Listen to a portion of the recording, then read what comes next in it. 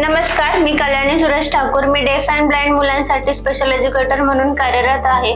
मी आज 21 प्रकारांपैकी अंशतः दृष्टी यावर सांगणार आहे.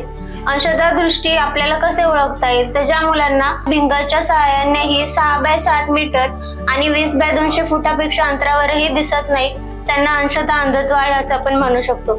आणि ज्या मुलांना 40 डिग्रीच्या बाहेरच्या अंतरातले काही समजत नाही, त्यांनाही आपण अंशतः अंधत्व आहे असे म्हणू शकतो. आता आपण अंशतः दृष्टीची लक्षणं पाहूया, ज्यांच्यामध्ये रातंधळेपणा, अस्पष्ट दृष्टी, डोळे लालसर असणे, डोळ्यांच्या अनियंत्रित हालचाली, डोळ्यांना सूज येणे.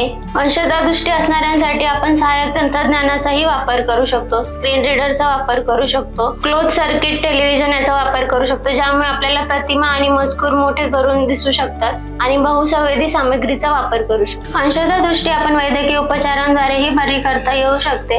रेटिना डिटॅचमेंट सर्जरी, ग्लोकोमा आणि कॉर्निकलची सर्जरी ही केली जाऊ शकते. पुनर्वसन उपचारांमध्ये आपण orientation mobility training, low vision थेरपीचा वापर, एसी मटेरियलचा वापर करू शकतो. आणि स्पेशल एज्युकेशन आणि गणित शिकण्यासाठी टेलरफेअर आणि अबॅकसचा वापर करू शकतो. आणि ब्रेलमुळे त्यांना रीडिंग रायटिंग इझी होऊ शकते. धन्यवाद.